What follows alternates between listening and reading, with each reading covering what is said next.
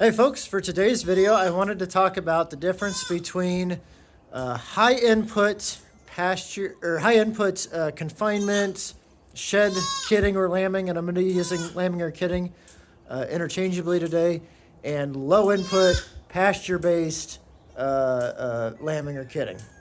And it's a spectrum, and I'm going to kind of talk about both sides of the spectrum, and I'm going to talk about some examples of some things that get sprinkled in between and how most people aren't on one side of the spectrum or the other. So when you ask about someone's kidding practices, it's a good idea to, or somebody asks you about your kidding practice, it's a good idea to provide some nuance in your responses. Or expect some nuance in those responses, because everybody's going to be a little bit different because different things work for different folks. But first, before we get into it, I wanted to talk about Nebraska Sheep and Goat Producers is putting on a pasture lambing and kidding clinic on May 9th, 2026, near Holstein. We're going to start it near Holstein, Nebraska, and then we'll be going to Minden, Nebraska in the afternoon, near Minden, Nebraska. And I'm really excited for this. These are a couple of fairly large, well-established producers have been doing this a few years now. That are showing how you can get very profitable operations, very high weaning rates without pouring infinite amounts of labor and time and money and equipment into these animals. And I'm pretty excited to help put that on. I am not benefiting from it in any way. In fact, it will almost certainly cost me money, but I do hope to see you there.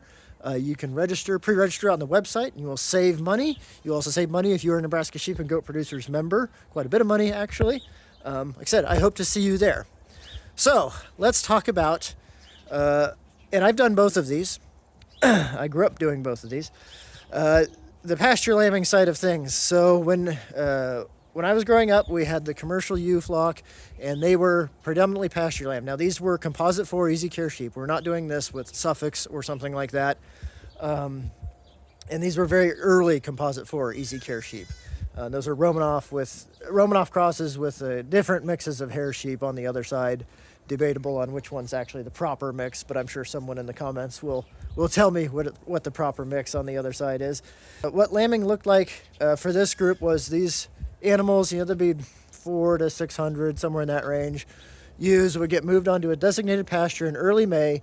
They would lamb out for about 2 weeks, and then when they're about done lambing, they would get moved off the pasture, and they would just start rotating across pastures for the year. But they would stay put for about that month. When I say pasture, just regular fencing. They do have the dogs with them. No artificial shelter whatsoever. There were some cedar trees on the pasture, I believe, but not very many that could provide a little bit of shelter. And our inputs during that time were basically, refilling mineral, checking to make sure the water's working, refilling the dog feeder, and picking up the dead. And that was it.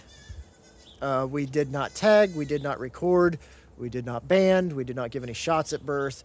We weren't running over to every newborn kid or lamb and shoving it into a jug with its mom, or every lamb and shoving it into a jug with its mom and keeping them isolated for 24 or 48 hours or however long. It was very, very hands-off, and we very regularly weaned well above 200%, and that's at weaning. And I'm not just talking about the lambing rate; I'm talking about the weaning rate. So there was even more of them were surviving at lambing because you do lose some along the way, and it was a very profitable venture, and that is the type of operation that you'll see at the sheep and goat thing, by the way. On the other side of the spectrum, if you take it to its most extreme, you have a temperature-controlled insulated building, and you have individual isolation pens, and before they even lamb or kid, you put them into those individual isolation pens, and they lamb or kid, and you take meticulous records, and you're tagging, and you're banding, maybe not banding yet, but you're giving some shots at birth, maybe a antitoxin for CDT or something like that. And it's super duper high input. It's a lot, not both in labor and in equipment and dollars. And there's people doing both ends of that spectrum, but most people fall somewhere in middle, myself included. You'll notice, this doe here just kidded a few minutes ago. I'm not rushing over there and shoving her into a jug or anything. In fact, I'm deliberately keeping my distance right now because I want to leave her alone. I want her to do her job. If I go over there and mess with her and try to help, it could very likely be less helpful. But you'll also notice, this isn't pasture. We're in dry lots. So we're kind of doing a mix of techniques and management techniques, and that is what most people do, is something in between. It's a good idea to go out and see those other operations so you can understand the nuance in their different management techniques and make better decisions on how to structure your own or improve your own system. So that's basically what I wanted to talk about today. I'll give you a couple other examples. These are things that I've seen. I've seen people say, oh, well, we kid or lamb on pasture. And when I look into it a little further, okay, yeah, they pick a designated area of pasture and they fence it off. Okay.